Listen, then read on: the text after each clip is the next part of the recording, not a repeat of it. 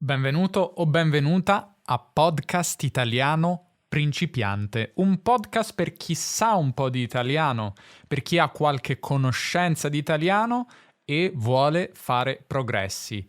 Io mi chiamo Davide e oggi, o meglio, un po' di tempo fa, con Irene ho parlato di shock culturali che ci sono capitati, che sono successi a noi, in particolare a Irene. Spero che la conversazione sia divertente, ma prima di iniziare ti ricordo solo che puoi trovare la trascrizione integrale con il glossario, quindi le parole difficili spiegate, sul nostro sito podcastitaliano.com. Il link alla pagina precisa è nelle note dell'episodio su Spotify o dove stai ascoltando questo episodio. È uno strumento davvero utile e prezioso e che arricchisce molto l'episodio. Detto ciò, buon ascolto. Ciao Irene, come stai? Ciao Davide, sto bene, tu come stai? Bene, sempre contento di registrare questi episodi con te. Oggi l'argomento è interessante, parlerai più tu, credo, perché voglio farti alcune domande sulle tue esperienze negli Stati Uniti. Mhm. In particolare i tuoi shock culturali americani. Che tu vivi molti mesi dell'anno in America, no? In Pennsylvania. L'hai anche detto in un episodio sui fatti veri e falsi della tua vita. Questo è vero. Ah, hai ascoltato l'episodio, bravissimo. Sì, è vero, praticamente io vivo, diciamo, un po' di mesi in Italia, a Roma, e un po' di mesi in Pennsylvania, in un paesino in Pennsylvania. Non viviamo in città. Con il mio fidanzato, perché lui è americano, io sono italiana e non siamo ancora sposati e quindi non abbiamo il visto, non abbiamo la cittadinanza e dobbiamo per forza uscire, lasciare il paese entro 3 mesi. E quindi io posso stare negli Stati Uniti per 3 mesi con il visto da turista e poi devo tornare in Italia. E quindi è interessante perché vivo a metà fra l'Italia e gli Stati Uniti e è molto costoso, costa tanti soldi, però è una vita avventurosa. E questo forse è già uno shock culturale, no? Non lo so. I soldi, il costo delle cose, il costo della vita. Oddio, sì, soprattutto per per un'italiana con uno stipendio italiano, l'America è molto molto costosa, è spaventoso per me, perché in generale se vuoi la qualità devi pagare tantissimo, mentre in Italia siamo abituati, o almeno io sono abituata ad avere la qualità ad un prezzo molto basso. Mhm. Se parli adesso di cibo o di prodotti alimentari in particolare o tutto? Ma un po' tutto, ti dirò la verità, anche per quanto riguarda l'abbigliamento, per quanto riguarda il cibo, sicuramente al primo posto, ma anche per quanto riguarda, non so, i tessuti, una stupidaggine, le creme per il corpo, il sapone per le mani, il sapone intimo. Questo è un grandissimo shock culturale. In America il sapone intimo ovviamente non usano il bidet, non tutti, la maggior parte delle persone non usa il bidet per cultura, Altro quindi shock. esatto, quindi il sapone intimo non è così comune fra le persone e il sapone intimo costa tantissimo.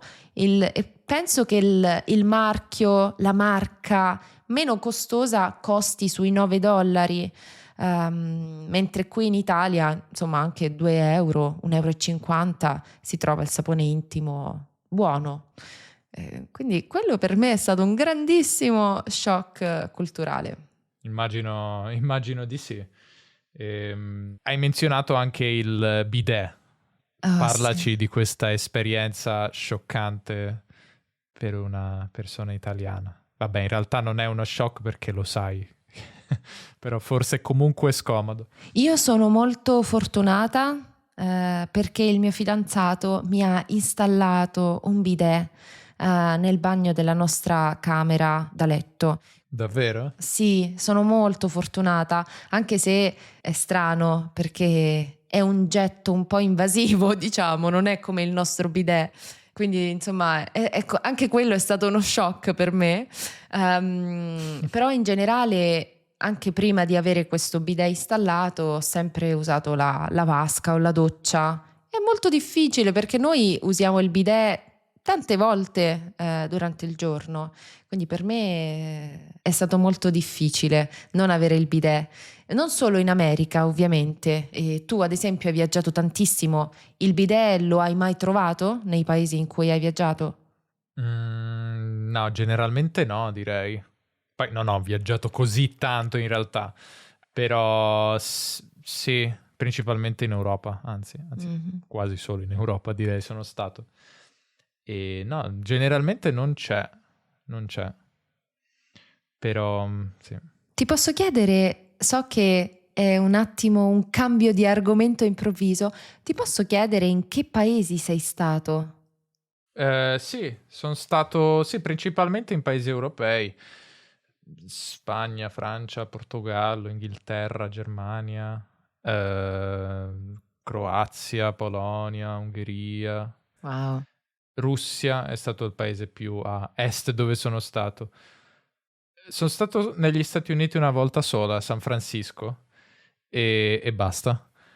E non sono mai stato in Asia, in Africa, in Sud America, in Oceania. Quindi sì, non sono un viaggiatore così incallito, Mhm. però sì, in futuro vorrei visitare anche altri continenti. Sì. Io neanche, io ho viaggiato pochissimo nella mia vita e mi fa ridere perché ho visto più stati dell'America che stati europei. Mhm. Beh, sono comunque stati, no? Sì, Alla fine è un assolutamente. continente, quindi sono Sì, degli stati. sì, no, no, l'America è pazzesca. Purtroppo sono stata solo in Nord America, solo negli Stati Uniti, però è un sogno pensare di viaggiare per tutta l'America del Sud. Oddio, sarebbe veramente un sogno. Chissà, in futuro, prima superiamo gli shock culturali legati all'America del Nord. Sì, raccontaci. E mi hai detto che sei stato a San Francisco e quando mi hai detto San Francisco ho pensato subito al vento, al forte vento. Sì, me lo ricordo. Te lo ricordi? Me lo ricordo bene, sì, sì, sì. E questa cosa mi ha fatto pensare a un altro shock culturale che ho avuto quando sono arrivata in America, che è quello legato all'aria condizionata, perché in Mm. America in qualsiasi negozio, supermercato, posto al chiuso c'è sempre una fortissima e un'altissima aria condizionata. Fa sempre molto freddo ed è qualcosa a cui io da italiana non sono abituata. Ed è stato un po' traumatico perché entrare in un posto per me significava morire di freddo automaticamente, anche d'estate. Sì, in Italia non è così comune avere l'aria condizionata così forte. A volte in alcuni negozi, sì, in Mm, alcuni, insomma, centri commerciali forse, sì. però sicuramente non nelle case private. Mhm. Cioè, non è comune. Io ho l'aria condizionata, ma non la metto mai molto forte. Non mi piace proprio tenerla bassa, cioè a una temperatura bassa, voglio dire. Sì, ma il cambio di temperatura fra l'esterno e l'interno è indescrivibile, lo senti immediatamente e soprattutto d'estate, magari fuori ci sono 50 gradi, 55 gradi, quando eravamo in California, entravamo in un supermercato, erano, non lo so, 15, Celsius? sì, Celsius, scusa, hai ragione, anche questo è un altro shock. Il sistema, Sì. insomma, Fahrenheit, eccetera. Non metrico. Imperiale, come si chiama? Sì, imperiale. Anche quello è stato, sì, un altro shock. E quindi sì, direi, abbiamo menzionato il bidet, i prezzi, in generale i costi delle cose, del sapone intimo, l'aria condizionata, che altro? Il ghiaccio. Esatto, lo menzionavi nella nostra chiacchierata prima di incominciare. C'è questa abitudine di mettere il ghiaccio nella maggior parte delle bibite, ma anche nell'acqua, che trovo interessante perché in Italia non si fa. Magari troviamo il ghiaccio quando andiamo a mangiare fuori, ad esempio forse al McDonald's che mettono il ghiaccio nella Coca-Cola, non lo Sì, so, sì, quando sì, io sì. ero piccola non ci vado da 20 anni, quindi non lo so. Però ecco, il ghiaccio in Italia io me lo ricordo solo al McDonald's o magari nei cocktail se vai... Nei cocktail, sì, o se fai aperitivo e prendi lo spritz, poi vabbè, Esatto, mettono il ghiaccio anche per mettere meno alcol magari o mettere meno, brava. insomma, quello che dovrebbe comporre la bevanda, la bibita. Infatti non mi piace il ghiaccio, non mi piace quando si scioglie e rovina il drink, no? Rovina quello che stai bevendo e anche poco furbo perché come dici tu, se un bicchiere è pieno di ghiaccio, insomma il ghiaccio occupa tanto spazio, no? Quindi c'è meno bevanda. E poi ho notato che veramente lo mettono in tutto, nell'acqua, nel tè, nella Coca-Cola, nei succhi di frutta, in qualsiasi cosa. Ed io non ero abituata a bere ghiaccio, quindi anche quello è stato uno shock interessante. E, E invece per quanto riguarda il cibo, no, noi italiani siamo molto pignoli sul cibo. mm, Tu come ti sei trovata? io amo il cibo americano. Wow, cittadinanza italiana revocata. Va benissimo, sono d'accordo. Sono d'accordissimo. Io amo il cibo americano, ma soprattutto amo i dolci americani. Per me sono i dolci più buoni del mondo. Per me i dolci francesi, che sono fantastici, i dolci italiani, che sono molto delicati, non arriveranno mai ai dolci americani, che sono proprio come piacciono a me, burrosi, pieni di spezie e pieni di zucchero, perché quello è il dolce. Però devo dire che per quanto riguarda invece il resto, io da vegetariana sono rimasta scioccata perché ho trovato pochissime possibilità di mangiare fuori un pasto vegetariano. Nella cucina americana c'è tantissima carne e la carne è praticamente ovunque e al di là di di quei piatti che mangiano tutti, in cui non c'è carne, ad esempio la pizza margherita non c'è carne, quindi la posso mangiare, però non c'è mai una variante vegetariana per i vegetariani.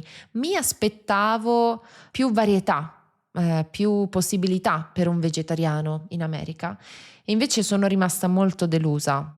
Forse questo è anche dovuto al fatto che state in una zona un po' rurale, no? Dicevi? Sì, però non credo perché in realtà io ho viaggiato tanto, ho visto più di 20 stati. E anche nelle grandi città fai fatica? Sì, devo dire di sì. Sicuramente ci sono dei posti dedicati ai vegetariani o ai vegani, però magari bisogna cercarli prima, informarsi, andarci, proprio con lo scopo di mangiare vegano o mangiare vegetariano. Mentre nei ristoranti normali, nei semplici ristoranti, le scelte per un vegano o un vegetariano sono l'insalata, e spesso neanche la pasta, ad esempio queste fettuccine Alfredo, io le ho potute mangiare perché sono andata a cercare in questo ristorante dove siamo andati noi, che si chiama Olive Garden, siamo andati a cercare se ci fosse il caglio, che è questa cosa che io non posso mangiare, ma ad esempio i camerieri non sapevano se ci fosse questo ingrediente vegetariano, quindi bisogna fare un po' di ricerca, non ci sono... Sono meno preparati. Meno sì. preparati, secondo me sì. E anche il sapore in generale delle verdure a volte è quasi inesistente, ma dipende sempre da dove acquisti, come abbiamo detto all'inizio. Se vuoi una buona qualità devi spendere tanti soldi. Certo. Interessante. Mm. A proposito, sai che le fettuccine Alfredo sono veramente italiane? Sono romane? Ma Non so se dai! sapevi. Sì, Ah. sono nate davvero in un ristorante romano. Poi però non sono diventate famose in Italia, ma sono diventate molto famose negli Stati Uniti. Però c'è un ristorante di Roma che è sempre molto visitato, a quanto pare, da turisti Guarda. americani. E ho sentito questa storia in un podcast, insomma, che si chiama DOI, denominazione di origine inventata, che tratta queste bufale sul cibo, insomma, leggende e miti sul cibo. E quindi sì, sono effettivamente nate in Italia, Ma pensa te. anche se ogni italiano ti dirà no, non sono italiane, sono un'invenzione italo-americana, però sono in realtà italiane. Ma ti posso dire? Io le ho mangiate senza preconcetti, ok? Senza aspettative né positive né negative. Le ho amate, le ho trovate buonissime. Beh, sono piene di burro, formaggio, no? Quindi a te piace, no? Sì, a me piacciono, però in realtà con il formaggio ho un po' di problemi e so che anche tu hai un po' di problemi perché ho ascoltato l'episodio. Non mi piacciono i formaggi forti, decisi, stagionati. Credo che fosse un mix di formaggi, un po' come quei formaggi che si mettono sulla pasta, che non è vero parmigiano, reggiano, ma è un mix di formaggi grattugiati, però abbastanza leggero. Tipo cheddar, no? Sì, ma non credo che usino il cheddar perché è un formaggio molto chiaro. Sembra... Hai presente la cacio e pepe? Mhm. Prendi la cacio e pepe, però riempila di burro. Il sapore è molto simile, c'è tanto burro, quindi tanta salsa e nella mia pasta c'erano anche i broccoli, potevo scegliere di mettere i broccoli. Io sono una grandissima amante dei broccoli, li mangerei anche a colazione. E l'ho trovata buonissima, quindi sono molto orgogliosa da romana di scoprire che in realtà l'origine di queste fettuccine Devi andare a vedere quel ristorante. Non mi ricordo come si chiama, ma cercheremo. Ci andrò. E detto questo, una dichiarazione scioccante dalla bocca di una persona nata in Italia. E chiederemo all'ambasciata di revocare il passaporto. No, scherzo. Oh no. Bene, fateci sapere se voi avete avuto shock culturali, magari in Italia o in altri paesi. E grazie Irene per questa testimonianza interessante. Grazie a te Davide, saluto tutti e voglio dire viva l'America. Perfetto. Ciao Irene e alla prossima. Ciao! Bene, siamo arrivati alla fine. Ti voglio solo ricordare che se ti piace Podcast Italiano Principiante, puoi lasciare un voto positivo su Spotify o su Apple Podcast, così altri studenti ci troveranno con più facilità. Ti ricordo che se stai cercando materiali più avanzati come livello, abbiamo un podcast chiamato Podcast Italiano dove creiamo contenuti per studenti di livello intermedio e avanzato. E poi ovviamente anche il canale YouTube che si chiama Podcast Italiano dove facciamo video più dedicati alla lingua italiana, alla grammatica, alla pronuncia, al lessico e molto altro. Questo è tutto, alla prossima.